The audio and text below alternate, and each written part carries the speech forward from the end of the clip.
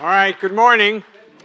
I'm going to talk a little bit this morning about a very well-known story in the Bible where Jesus feeds the multitude. In fact, this is such an important story in the Bible.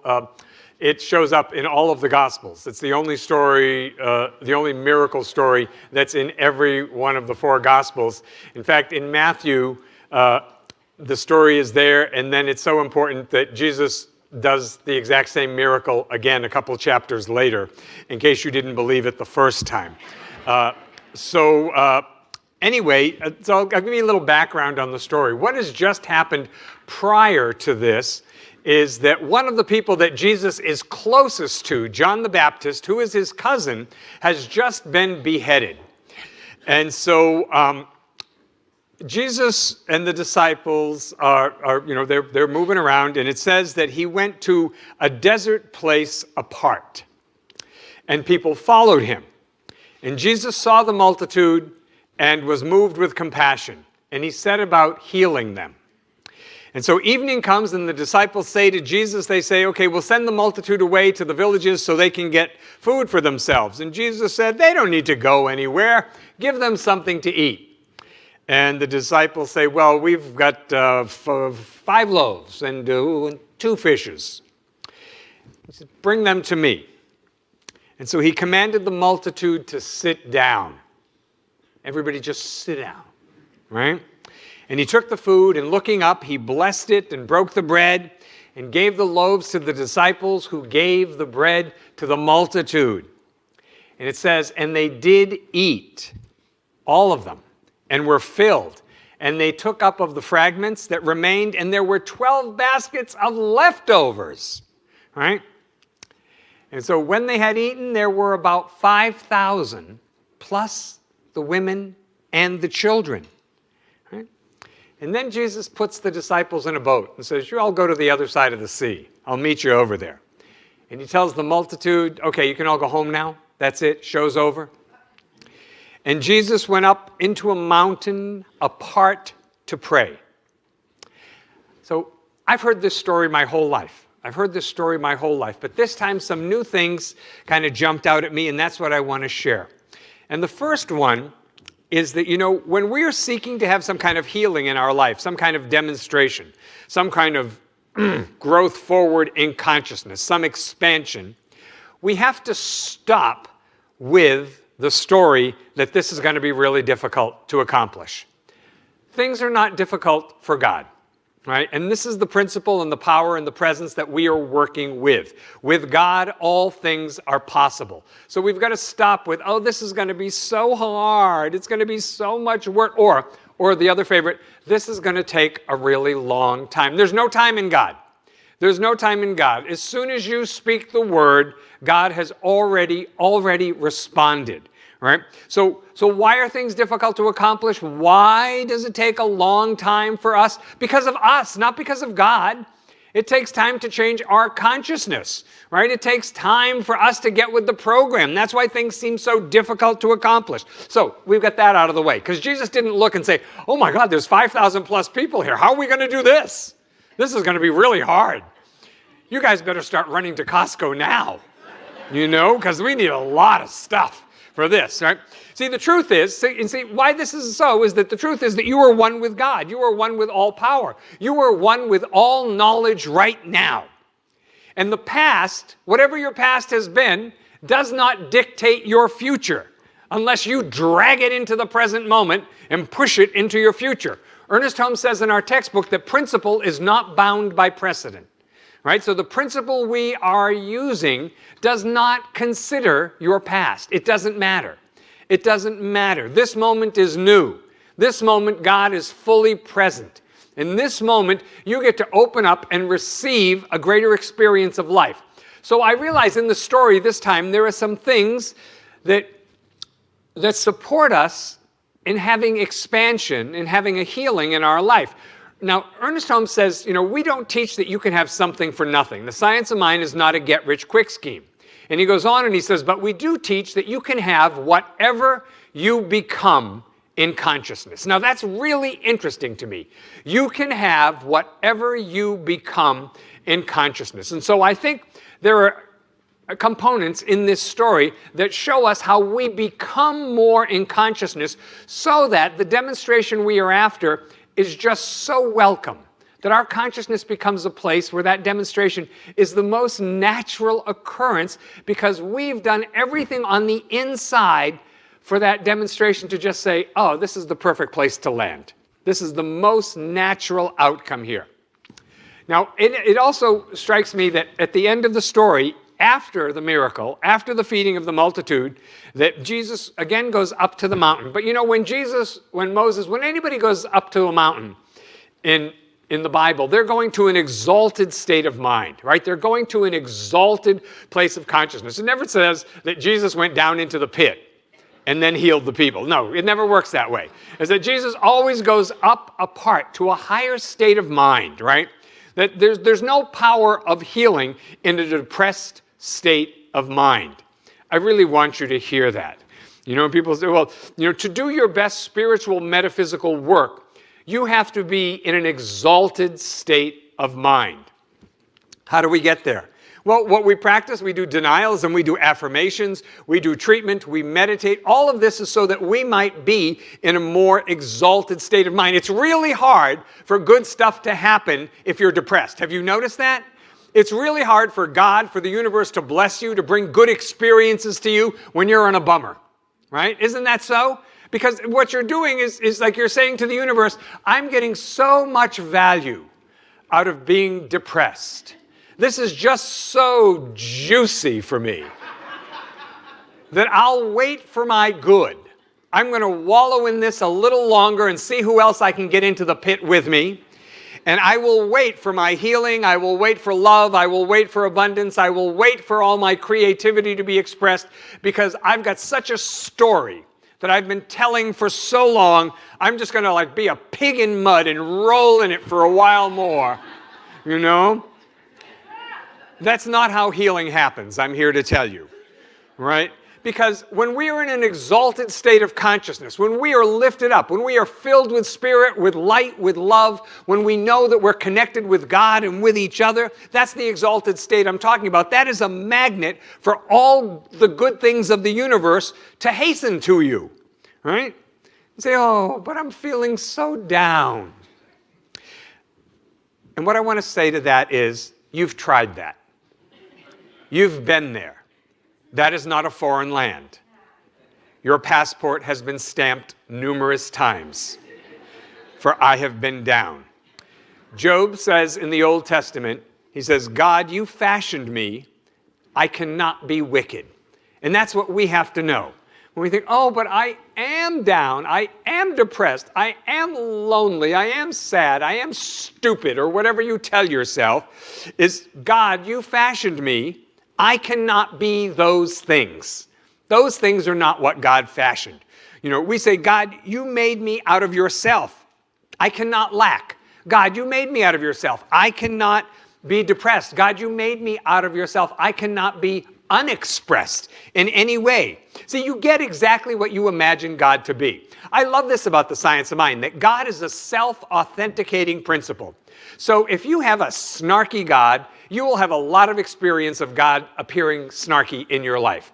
Not because God is, but because that's what you believe about God. But if you have a loving, giving, generous, healing God, and I do, you will find that God loves to give to you and loves you and is generous with you, right? But again, if your God is like, you know, a revenging kind of God, then that will be your experience. See, there are things we can do to support the demonstration to make it really, really welcome in our life. Now, we all understand the idea of it's good to, you know, to give a fish to a hungry person. That's terrific, but it's even better to show a person how to fish, and for us, that would mean how to work with these spiritual principles so that healing, so that expansion, so that growth is the most natural thing. So Jesus travels to a desert place. So when I think about that, I think, okay, desert, empty, isolation, silence, vastness, but not a lot there, right? And I think, okay, that's that has the potential to be filled, right? That's what the desert place is, a place that has unlimited potential to be filled. You know what it's like? It's like a vacuum. I don't know about you, but I hate to vacuum. I really do. I just hate to vacuum. But empty, there is this tremendous possibility to be filled up. But have you ever vacuumed or turned on your vacuum and it doesn't seem to be doing anything? And what you realize is, oh, it's not picking up. The bag is full. For the vacuum to do what the vacuum's got to do, the bag, you need there's got to be a vacuum in the vacuum, right? So the bag has to be empty. So the less a vacuum contains, the more powerful that attractive force within it is, the more powerful that attractive force exerts on the surrounding world, right? Nature abhors a vacuum. We've all heard that. And that's another way of saying that God abhors a vacuum. That means that God is ready to fill it up right now. So now I'm thinking this was probably a difficult day for Jesus because one of the people he was closest to, his cousin John the Baptist, has just been beheaded. That had to be a huge loss for him. And so Jesus goes to a desert place.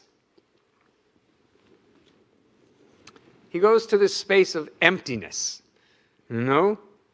because in this emptiness, there is an enormous power to attract. Right? So in thinking about this, I was thinking, how long does it take us to recover from some episode in the world around us that's not to our liking? Some event, some loss, it could be anything. And I realize that for many of us, there are things that are very, very difficult to recover from. And a way to consider this is, what do you get when you're squeezed? If you squeeze a lemon, you get lemon juice. If you squeeze an orange, you get orange juice. What do we get when we squeeze you? Right? So it's like, what consciousness is inside there that shows up? So I think Jesus used the loss of his beloved John the Baptist as fuel to stoke the energy of transmutation, right? That he had internal and external emptiness, which is why he was so effective. Asking.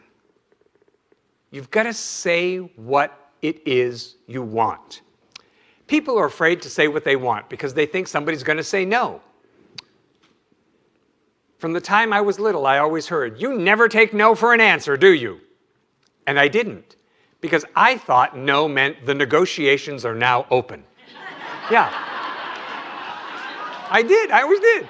And people think when somebody says no, that means the conversation is closed. And I've never seen it that way. It's like, oh, no? Well, how about this then? Well, how about that? Well, what if we did this? Could we do that? How about this? Okay, I would start big. I was that kid that always wanted a pony. We lived in an apartment. I wasn't going to get a pony. But I thought, okay, if I can get a pony, that makes a puppy much more reasonable, right? So it didn't happen. I had turtles and goldfish.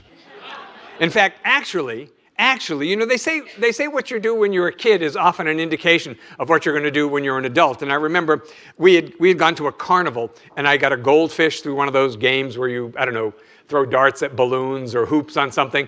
And I'd go home with a goldfish in a plastic bag. Now, everybody knows those goldfish live about 45 minutes, right?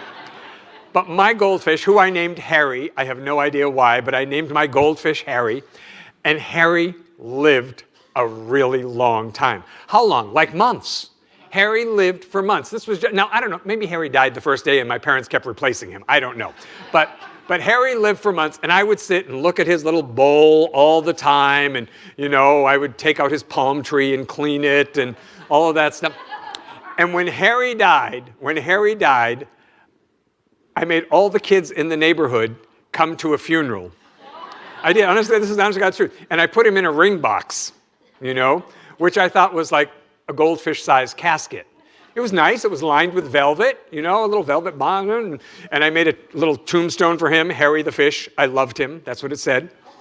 And so out beyond the swing set, I buried Harry, and we had a service. Now, I do believe at this age I had never been to a funeral service or a memorial, but I somehow knew to do this. I'm sorry, I really digressed there, telling you about my fish. Asking, that's it. We were talking about asking. You have to know what you want, and through your prayer, essentially put your word, or however you ask, into the universal mind for the universe to be able to fulfill it. But more than the thing you want, because I don't think God has any judgment on whatever it is you want. It doesn't matter if it's a refrigerator or a car or a spouse or whatever. It doesn't matter, right? I don't think God has any vested interest, saying, well, it's okay to want a car but not a refrigerator. That's all fine. I think all of that's fine. The more important thing, though, I think, is how is it going to make you feel? How do you want to feel? What's behind your request? See, because if you put the material before the spiritual, what happens is so often we're disappointed later. So often we say, gee, I thought that was going to really make all the difference, and it didn't. I thought that was going to change everything. I thought I'd really be happy with that, and I'm not. And so know how you want to feel, and let the universe determine the best way to manifest that feeling without outlining. You don't have to tell God how to bring you your good. God has a million different ways to bring the good to you. You just need to be an open, welcoming place for that good.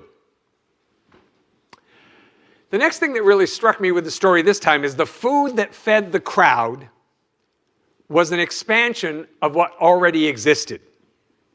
That there was some supply, not a lot, but that doesn't matter. There was something there. And so I would ask us to think about what supply is in our life right now. What do we have that's good? What's working? What is a blessing? What are we grateful for in our life right now? Because that's perfect for us to work with. That's our perfect beginning. We have to learn to work with what you have, right? You have to learn to appreciate what you have, and more will be given. If you focus on what you have and how grateful you are for what you have, that's an extraordinarily attractive vibration in the universe, and you will find that more comes to you. See what you have right now as perfect, and the universe sees you as a really grateful participant in the game of life. Wow, they're so happy with what they've got. Let's give them more to be happy about. Right? But if you are not grateful for what you have, what you will find is that what you have diminishes. If you focus on what you lack, oh, but I don't have this, I don't have that, and I don't have this, and I don't have that. What you attract is more lack. Yeah, you decide. Okay. So positive or negative, whatever we emphasize in consciousness, that's what always is expanding. And then Jesus gives out the food. He gives the food to the disciples, and the disciples give it to the multitude. So I think the intent behind the gift is the real power. Sometimes when somebody gives us something, just the fact that they thought of us is so huge. It's so important that they were thinking of us. It doesn't matter that they knit you a sweater with 3 arms. It's okay. There's no neck.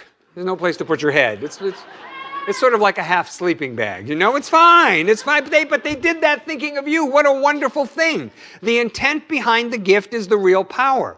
So the generosity and the love motivating you to give, I think, are the ultimate stimuli for the flow that's trying to come to you. Right? How? Because like attracts like.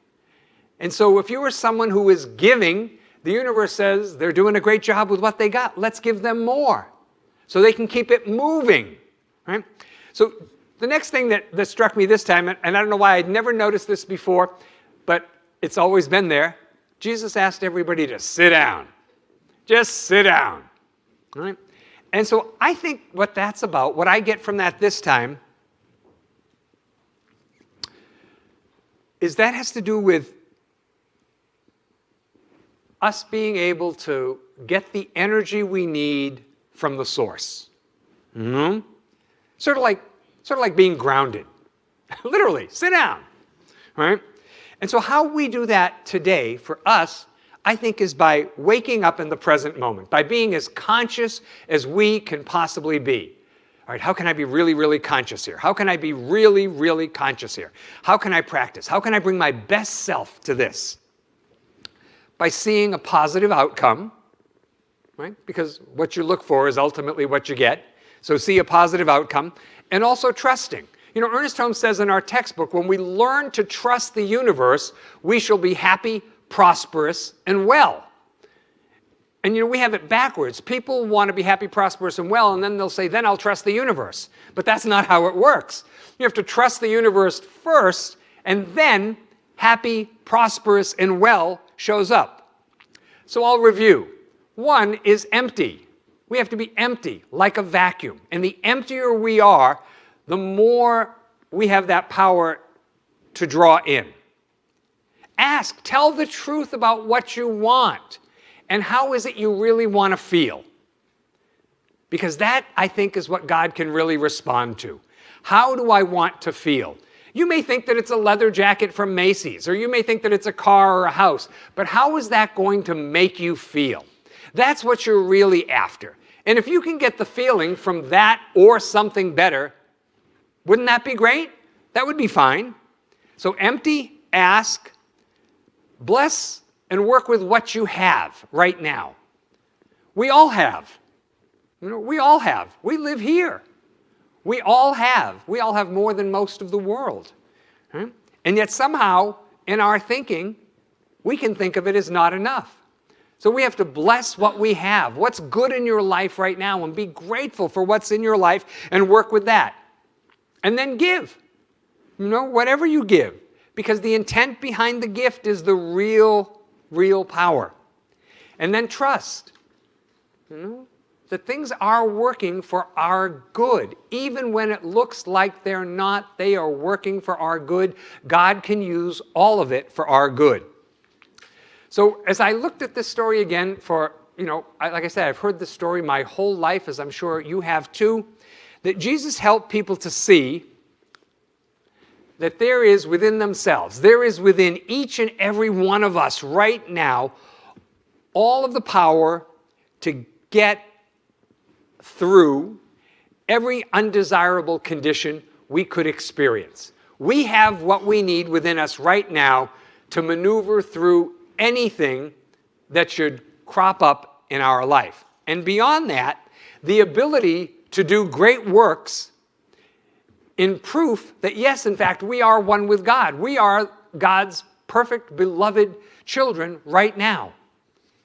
So again, I'll say, empty and ask and bless and give and trust. Let's pray. So we turn our attention inward now, remembering that right here where we are, the fullness and the allness of God is. And as we join together in consciousness today, recognizing right here, God is an expression in a perfect, unique way by means of each and every one of us. And that we're all connected on the unseen side of life. And so I speak this word. I speak this word today that we are open and willing and receptive to great good, great healing, great expansion in our life in ways that we have never known or experienced thus far. Because the good of God is infinite, and we are a consciousness that welcomes God's great good. So I know that there is nothing in us that negates or deflects healing in any way. I claim for each and every one of us that we are raised up in some way today, that we've let go of something that does not serve us anymore, some idea or belief or habit, some way of being that does not serve us. And we embrace a greater truth that absolutely makes us more free. So we include in our prayer today our family members and our friends, our loved ones. We know that right where they are, wherever they are, God is fully present right there, as all needs met, as peace, as harmony.